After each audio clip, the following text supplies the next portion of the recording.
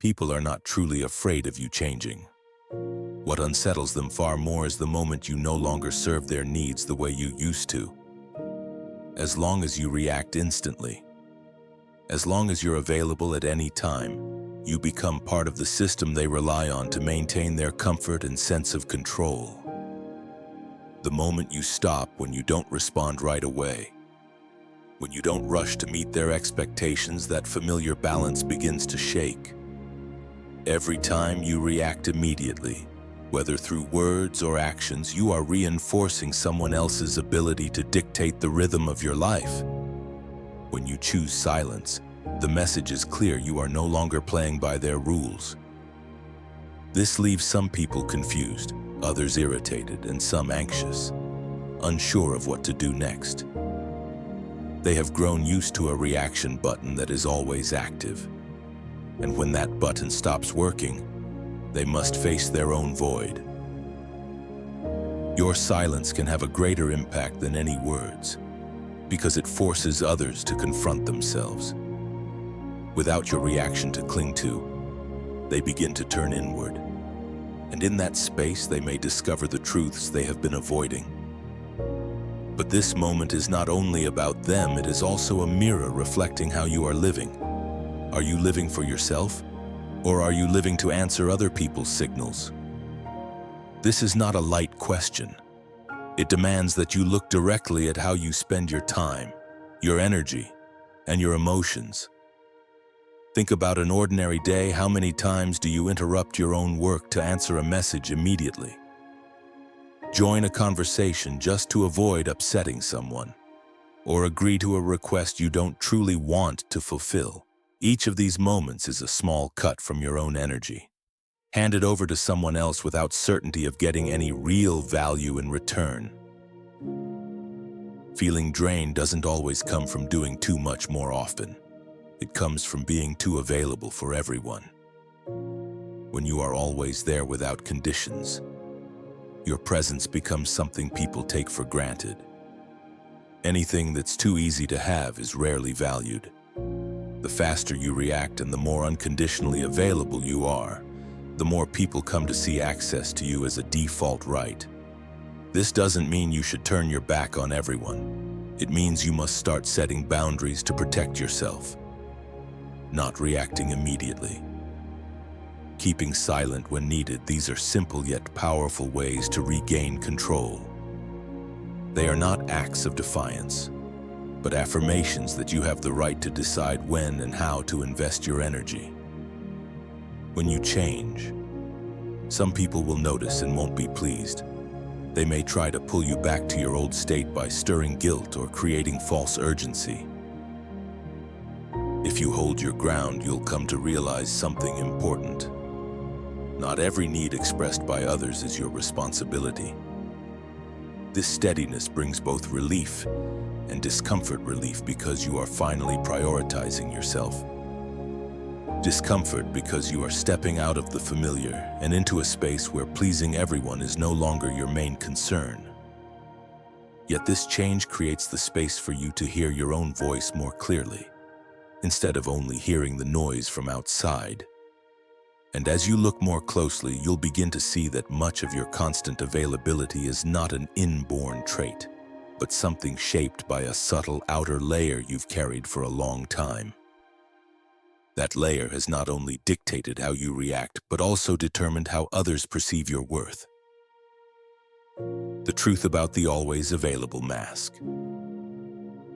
Carl Jung described the persona as the social mask each person wears to adapt to their environment and gain acceptance. It is the image we consciously or unconsciously create to meet the expectations of others. For many, that mask takes the form of unconditional availability, always helping, always present, always responding before others even need to ask. At first, this mask gives you a sense of safety and recognition. You receive praise, trust, and the role of being the one everyone can count on. It builds a positive image in the eyes of others, making you believe you're living the right way. But in truth, this is an unspoken contract. In exchange for acceptance, you hand over to others the default right to your presence, time, and energy. In return, you lose the right to live authentically, in alignment with your true self. When you wear the always available mask long enough, the boundary between your real self and the image you project begins to blur. You no longer know whether you are acting out of genuine desire or because you feel obligated to maintain that image. A sense of being trapped starts to appear. You fear saying no because you don't want to break the good impression you've built. You fear disappointing others or hearing the words, "You've changed." The emotional toll of wearing this mask builds slowly but steadily. You begin to feel used, even when no one directly asks for anything. You feel your sense of worth fading because what others see is only the role you play, not your true self. You can be surrounded by familiar faces yet still feel alone, because the connection exists only as long as you continue to meet their needs. And here comes the critical shift in awareness. You are not tired from giving, you are tired from giving without discernment. You pour your time, effort, and mental focus into everyone, including those who do not value or reciprocate. You invest in relationships and situations that bring no balance in return. This is what truly exhausts you, not the act of giving itself. Ask yourself this: if you disappeared today, who would truly miss you and who would only miss the role you played? Who would seek you out for who you are, and who would come looking only for the convenience you provide? This question may feel uncomfortable, but it exposes the truth about how others perceive you. The always available mask sustains a closed loop. The more you give unconditionally, the more people expect it as a default. The more you comply, the more you reinforce their expectations, and by the time you want to stop, they may feel betrayed even though you are simply reclaiming your freedom. Many people, fearing this backlash, choose to keep playing along, even when they know they're being taken advantage of. Breaking free from this mask requires changing the way you see yourself. It's not just about learning to say no. It's about recognizing that your value is not determined by how much you serve others. Your real worth lies in who you are, in the principles and boundaries you set. When you respect your own limits, the relationships around you reveal their true nature. Those who remain are the ones who value you. Those who leave are the ones who only valued what you provided. But to have the strength to remove this mask, you must understand something deeper. Every time you react instantly, every time you place someone else's needs above your own, you are draining a precious resource you rarely think about. It's not just your time, it's your psychic energy. The finite mental fuel you need to stay clear-headed, emotionally stable, and in control of your life. And once you see how this energy is being depleted, you'll understand why change is no longer optional. Psychic energy and how it gets drained. Carl Jung likened the human mind to an energy system, with psychic energy as its foundational resource. This is an invisible, finite form of energy that is consumed every time you think, feel, or act. Unlike physical stamina, it cannot be precisely measured, but you can clearly sense when it runs low. It fuels your alertness, focus, creativity, and emotional balance. The problem is that most of us behave as if this resource were limitless. Each morning, you wake up with a set energy budget for your mind.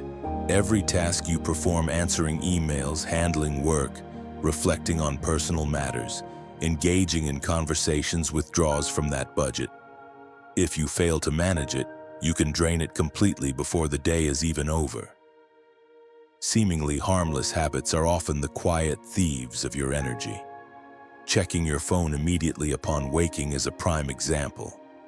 You read messages, scroll through news feeds, and absorb a flood of information before your brain has even settled.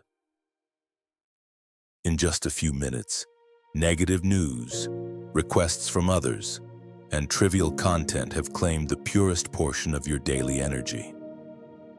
Throughout the day, you continue responding to non-urgent messages, joining conversations unrelated to your goals, or engaging in debates you never wanted to take part in. By the afternoon, you may be pulled into unnecessary situations, a coworker's complaints, a provocative comment online, or an offhand remark that stirs irritation. Each time you react, whether through words, actions, or even just thoughts, you withdraw from your psychic energy budget. Over time, these small reactions add up, leaving you drained without fully understanding why. Here's the truth: you're not exhausted because you do too much. You're exhausted because you react too much. Busy. Purposeful work often brings fulfillment. What wears you down the fastest is constantly allowing yourself to be pulled into things that don't matter. You grow tired from constantly managing emotions and letting others decide where and when you focus your attention. Ask yourself today, what percentage of your energy was spent on things that weren't important? How many times did you abandon important work to react to something you could have ignored? How many times did you argue just to prove you were right, instead of staying silent to protect your peace? When psychic energy is depleted, it affects not just your mental state, but your physical condition as well. Your concentration weakens, creativity drops, and your problem-solving ability suffers. You become more irritable, anxious, and prone to procrastination. The danger is that, in this state, you are even more easily triggered, creating a destructive cycle. Preserving psychic energy does not mean avoiding all activity. It means being highly selective about where you place your attention and emotions. It means knowing when to ignore, when to decline meaningless conversations, and when to refuse to let others control your reactions. Each time you save your energy instead of wasting it, you strengthen your self-mastery. Once you begin protecting this resource, you'll notice an interesting shift. Those who are used to easily provoking a reaction from you will feel unsettled or frustrated when they no longer get the response they expect. They lose the psychological tool they once used to maintain control. And when that game collapses, the power returns to you. Understanding how your psychic energy is drained is the first step to shielding yourself from subtle external manipulation. And when this resource is protected, any mechanism that depends on your reactions loses its grip entirely. The mechanism of manipulation through projection.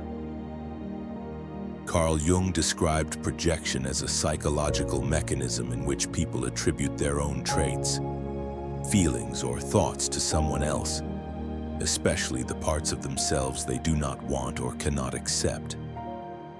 When someone looks at you and believes they truly know who you are, what they are often seeing is not you at all, but an image their own mind has created and placed onto you.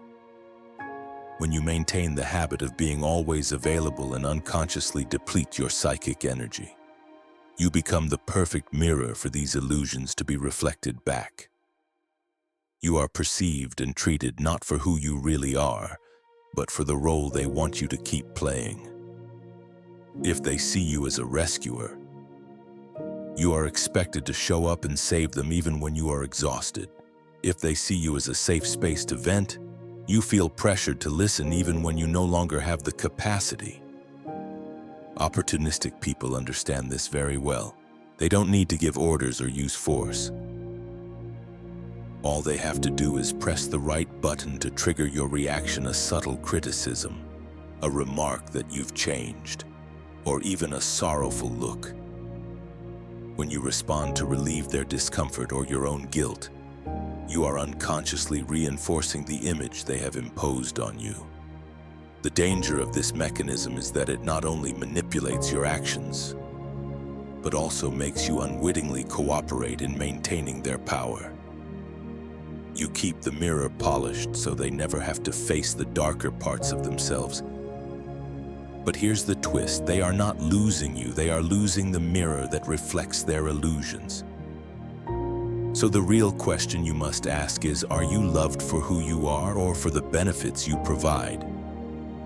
Do people come to you because of your true self, or because of how you make them feel comfortable, secure, soothed? This question may feel uncomfortable, but it reveals the true quality of the relationships around you. When you start withholding your reactions, the mirror they are used to looking into begins to crack. At this point, their responses will vary. Some will become angry, some will try to make you feel guilty, and some will simply leave. But whatever their reaction, it exposes one truth: the connection existed largely because of the role you played, not because of who you truly are. This breaking is not a loss. It is a natural process of filtration, allowing you to keep only the relationships that are genuinely healthy. It is also the moment you begin to reclaim the right to define yourself. When you stop reacting on autopilot, you send a clear message that you will no longer let others dictate how you show up in life. It is in this moment that a powerful weapon emerges: deliberate silence. Not silence as neglect or retaliation, but silence as a means to preserve your energy, reset your boundaries, and force others to face the parts of themselves they have long avoided. When the old mirror is shattered, silence becomes the foundation for rebuilding how others perceive you based on truth, not illusion. From here, you will begin to see that deliberate silence not only dismantles manipulation, it also restores balance between you and the world around you. And this is what naturally leads you into the next phase of reclaiming freedom and sovereignty in your life. The power of deliberate silence. Silence is often misunderstood. Many see it as weakness, passivity, or a lack of resistance.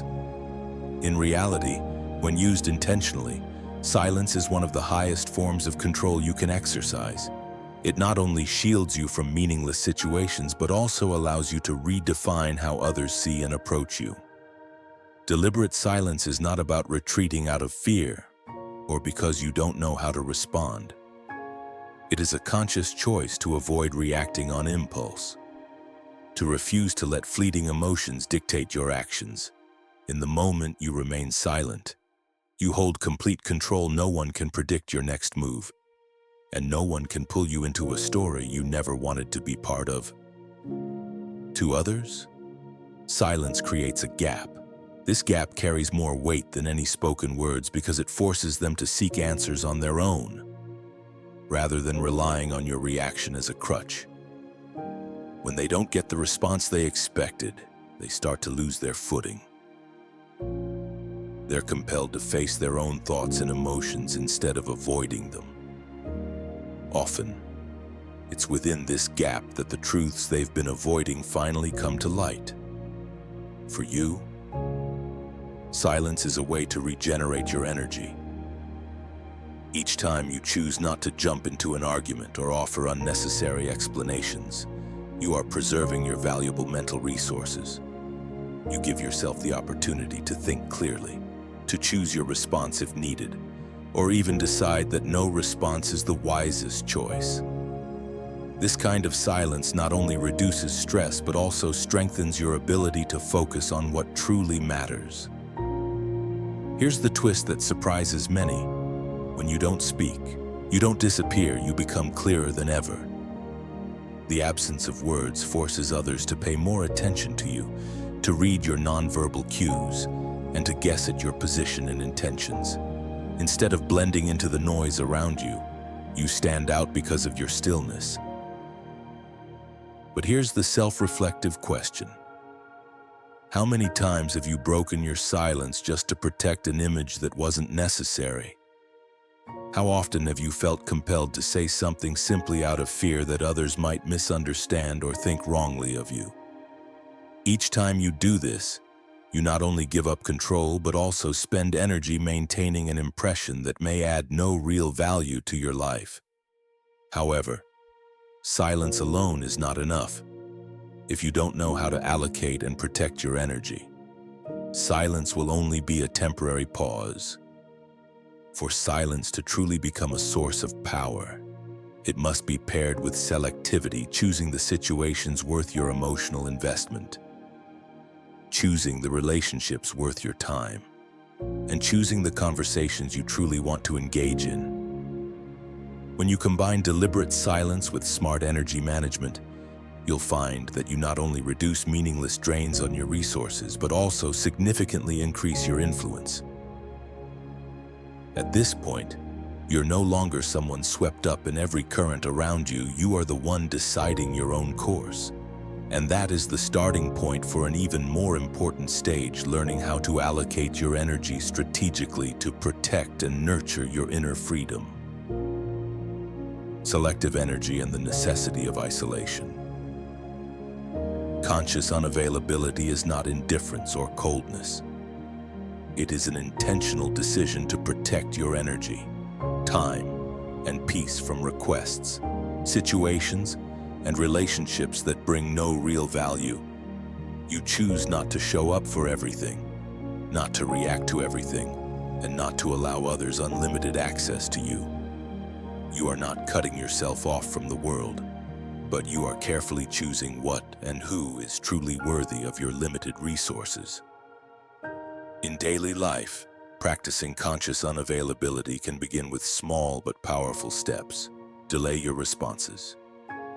You don't need to reply to messages instantly unless it's truly urgent. This pause gives you space to consider instead of reacting on autopilot. Say no clearly. When an invitation or request doesn't align with your priorities, decline without feeling guilty. You don't need lengthy explanations. No is enough. Set time limits. Define boundaries for conversations or interactions. When the time is up, step away to maintain your own rhythm. Filter your information sources. Avoid overexposure to negative or meaningless content from social media, news, or people who only bring toxic energy. Create personal space. Intentionally reserve time for yourself without letting others fill your schedule. At first, this will trigger reactions from those around you. People who are used to you always being available may feel uncomfortable, confused, or even angry. This is when you must remember the important twist: anyone who distances themselves when you become more private was never truly there for you. They stayed for the benefits you provided, not for who you are.